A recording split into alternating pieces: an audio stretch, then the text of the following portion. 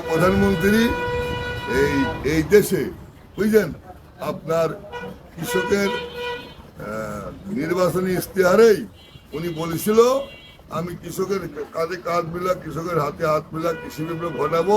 উনি 12 লক্ষ কৃষকের কৃষি লোন ইন্টারেস্ট সহ মকুব করেছিল। ওনার আম্মাও 18 লক্ষ কৃষকের কৃষি লোন মকুব করেছিল ইন্টারেস্ট সহ।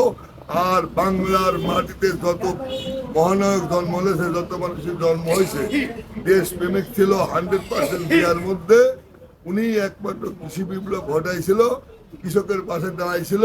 বুঝলেন, যেখানে আউশ ধান 9 মন হইতো উনি উৎপাদন দিয়েছিল 35 মন, এবং বহির্বিশ্বের পানি উঠানো অত্যাধুনিক মেশিন নিয়ে এসে কৃষকের হাতে তুলে দিয়েছিল।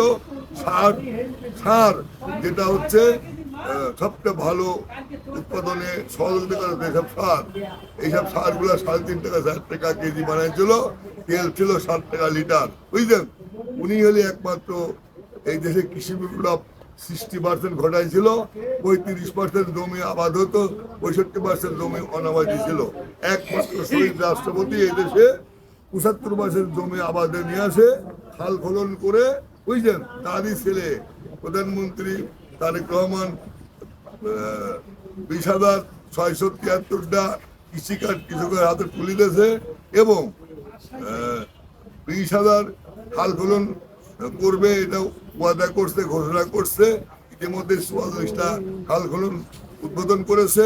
ইতিমধ্যেই আপনার এই কৃষি বিপ্লব ঘটানোর জন্য সব রকম প্রস্তুতি নিয়েছিল, কিন্তু অত্যন্ত পরিতাপের বিষয় যে আপনার এই তেলের বাজারে আগুন হয়ে 185টা পণ্যের দাম বেড়ে গেছে। আপনার তেলের এই গাড়ি ভাড়া থেকে শুরু করে যত রকম পণ্য আছে তেলের দামের সাথে তার সম্পর্ক। বুঝছেন, বড় বড় জাহাজে ডিজেল তেল লাগে, জমির তেল পানি উঠাতে গেলে ডিজেল তেল লাগে, যত রকম কৃষি পণ্য উৎপাদন করতে ডিজেল তেল লাগে। সেই ডিজেল তেলের দাম আন্তর্জাতিক ভাবে আগুন হয়ে গেছে, গুণ বেড়ে গেছে। যেহেতু সব কিছুর দাম বাড়ছে, কৃষকের পেঁয়াজের দাম বাড়ছে না, কৃষকের পেঁয়াজের দাম, কৃষকের আলু, রসুন আর আদার দাম বর্তমান বাংলাদেশে সর্বোচ্চ কম দাম বিক্রি হচ্ছে। বুঝলেন, আচ্ছা। এবং মাননীয় প্রধানমন্ত্রী, তিনবারের প্রধানমন্ত্রী দেশ নেত্রী খালেদা জিয়া, উনি কৃষি বিপ্লব ঘটাতে চেয়েছিল, সূচনাও করেছিল। ওনার উপরে যেসব নির্যাতন হয়েছে, বালুর বস্তায় দিয়ে আটকা রাখিয়েছিল, তার চোখে মরিচের গুঁড়া দিয়ে পানি মিশা, মরিচের গোড়ার পানির মধ্যে মরিচের গুঁড়া মিশা ওনার চোখে মারা হয়েছে। ওনাকে ঘরের মধ্যে আটকে রাখা হয়েছে বালুর বস্তা দিয়ে, মস্তির গুঁড়া দিয়ে ওনার চোখে পানি দেওয়া হয়েছে, এবং বিদ্যুতের লাইন কাটি দেওয়া হয়েছে, এবং এই যে ই লাইন, এই মোবাইলের ডিশ লাইন কাটি দেওয়া হয়েছে। ওনার দেহ বন্ধ করে রাখি তিলে তিলে মৃত্যুবরণ করতে হয়েছে। উনি এতদিন বেঁচে থাকলে, বুঝলেন, এতদিন বেঁচে থাকলে দেশে 100% কৃষি বিপ্লব ঘটে যেত।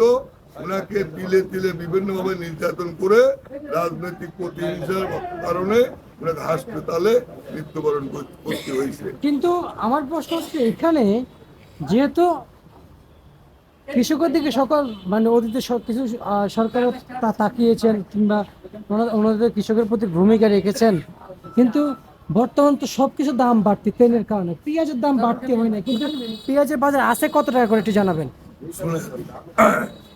চাতক পাখি যেমন আকাশের দিক চেয়ে থাকে সারা বছর, আকাশ দিন তখন বৃষ্টি হবে, ওই পানি উনি সংগ্রহ করে খাবেন, জীবন বাঁচাবেন। বুঝলেন, কিন্তু সেই চাতক পাখির মতো আকাশের দিক চেয়ে থাকলে তো কৃষক কৃষি ফলাতে পারবে না।